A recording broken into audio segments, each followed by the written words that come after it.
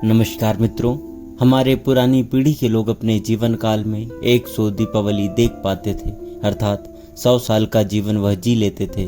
लेकिन आज के ज़माने में 60 या 70 साल का जीवन भी अधिक माना जाता है, और उसमें भी जो लोग अच्छे होते हैं तो और भी कम उम्र में ही दुनिया को छोड़कर मृत्यु को प्राप्त कर लेते हैं। आपने लोगों को कहते सुना होगा कि भगवान अच्छे लोगों को जल्दी भुला लेते हैं, लेकिन क्या आपको पता है कि ऐसा क्यों होता है? क्यों दूसरों का भला करने वाले और अच्छे लोग बुरे और दुष्ट लोगों की तुलना में जल्दी मृत्यु को प्राप्त करते हैं?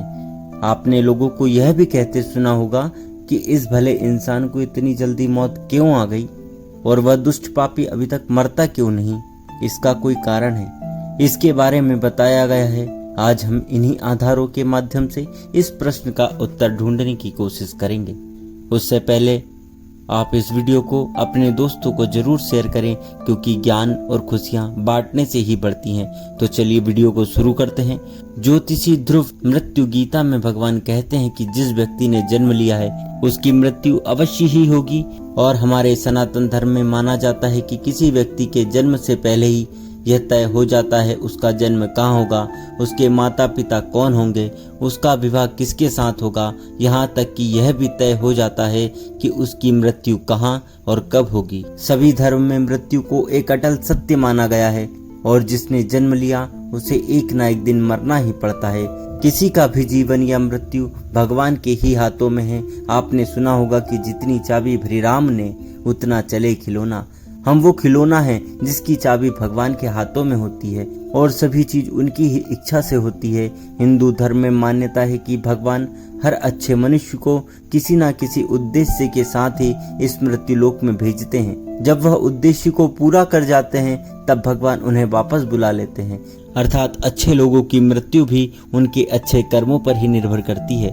कलयुग के लक्षण में भी बताया है, पापी व्यक्ति अधिक वर्ष तक जिएंगे और पुण्यात्मा जल्दी इस लोक को त्याग कर देंगे। इसके अलावा आपको यह भी बता दें, जो लोग कहते हैं कि मरने के बाद इंसान खाली हाथ जाता है, उन्हें ये जान लेना चाहिए कि 3 चीजें ऐसी है जो मरने के बाद भी उसके साथ जाती है। एक है संचित कर्म, दूसरा है स्मृति, और तीसरी है जागृति। इसलिए आप अब किसी से यह मत कहना कि आप खाली हाथ आए थे और खाली हाथ ही जाएंगे। हमें कई बार लगता है कि कुछ भले लोग या हमारे परिजन थे जो भले थे, कभी किसी का बुरा नहीं किया, कभी किसी को सताया नहीं, फिर भी भगवान ने उनको अपने पास इतनी जल्दी बुला लिया। उन्हें तो अच्छे कामों के बदले जीना चाहिए था, तो भगवान ने ऐसा क्यों किया? तो इसलिए इस बात को समझते हैं। आपने प्राचीन कथाओं में सुना होगा, जब कोई ऋषि मुनि या भगवान किसी अप्सरा या देवता पर क्रोधित होते थे तो उसे सजा के तौर पर पृथ्वीलोक यानी मृत्युलोक में जन्म लेने का श्राप देते थे।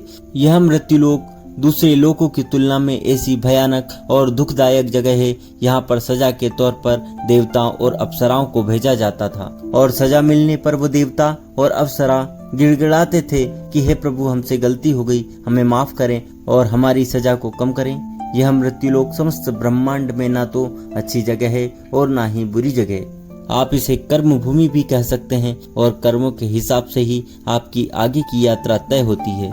जब हम जन्म लेकर यहाँ आते हैं तो हमें इस मृत्युलोक की माया जाल और मोह माया घर लेती है, और हमें यह मृत्युलोक अच्छा लगने लगता है।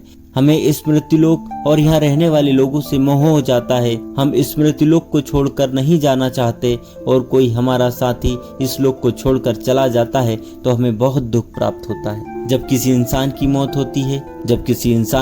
होती है तो वह जीवात्मा यमराज के पास जाती है, और वहाँ उसके कर्मों का लेखा जोखा होता है। उसमें देखा जाता है कि उस जीवात्मा ने कितने अच्छे कर्म किए या कितने बुरे कर्म किए। अगर किसी जीव आत्मा ने मृत्युलोक में बहुत बुरे कर्म किए, बहुत ज्यादा लोगों को सताया है, लूटा है, दुख पहुंचाया है, तो उसे दूसरे जन्म में उन सभी के साथ हिसाब चुकता करना पड़ता है, और उसी कारण उस जीवात्मा को लंबा जीवन काल मिलता है। यदि जीवात्मा ने अच्छे कर्म किए हो तो उसे अगले जन्म में कम सांसें दी जाती है। कई लोग कहते हैं कि अच्छे काम करने वाले को लंबा जीवन देना चाहिए और बुरे काम करने वाले को कम जीवन देना चाहिए, लेकिन भगवान ने जो व्यवस्था बनाई है और उत्तम है, क्योंकि इस मृत्युलोक में रहना और जीवन व्यतीत करना हमारा लक्ष्य नहीं है। हम जीवात्मा का अंतिम लक्ष्य तो परम पवित्र बनकर मोक्ष को प्राप्त करना है।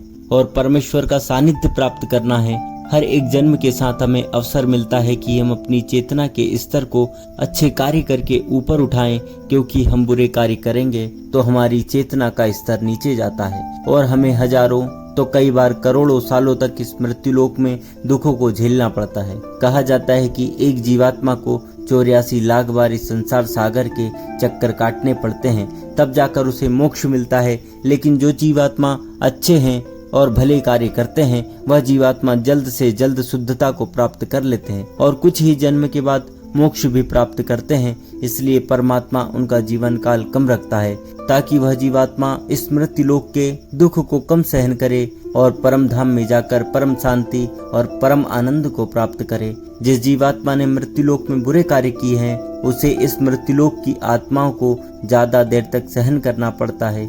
कई बार लाखों जन्मों के बाद ही उसकी आत्मा पवित्र होती है, तब जाकर उसे परम धाम की प्राप्ति होती है। दूसरी बात यह है कि हमारा इस मृत्युलोक में जन्म किसी न किसी उद्देश्य से होता है, और जब वह उद्देश्य पूरा हो जाता है तो भगवान हमें वापस बुला लेते हैं। ऐसा नहीं लोगों ने पूर्व जन्म में बुरे कार्य ही किए हों, लेकिन वह अभी तक जीवित है, तो इसका मतलब यह है कि उसके जीवन का उद्देश्य भी पूरा नहीं हुआ। मित्रों, अब आप समझ ही गए होंगे कि अच्छे लोगों की मृत्यु क्यों जल्दी हो जाती है। तो हमारे जो भी प्रियजन थे और जिनकी मृत्यु जल्दी हो गई हो, वो एक पवित्र आत्मा थे, और जितने दिनों तक हमें उनका सानिध्य प्राप्त हुआ वह हमारा सौभाग्य था। उनकी मृत्यु के बाद हमें प्रार्थना करनी चाहिए कि उनकी आत्मा जल्द से जल्द परम धाम को प्राप्त करे और परम शांति और परम आनंद को प्राप्त करे। यह जन्म मृत्यु का रहस्य कुछ ज्यादा ही गहरा होता है, जिसे देवता लोग भी नहीं समझ पाते हैं। इसलिए मित्रों, आज से अपने जीवन को सार्थक बनाने के लिए अपने गलत आदतों को छोड़कर अच्छी आदत अपने धर्म और तपस्या में लगे, क्योंकि ईश्वर सर्वशक्तिमान है और वही हमारा बेड़ा पार करता है। तो मित्रों, आज यह वीडियो आपको पसंद आई हो तो वीडियो को जरूर शेयर करें, क्योंकि हमारा उद्देश्य भी हमारे धर्म का प्रचार करना ही है। इसलिए 5 लोगों तक यह वीडियो जरूर पहुंचाएं। मिलते हैं अगले वीडियो में, तब तक के लिए जय माता दी, राधे राधे।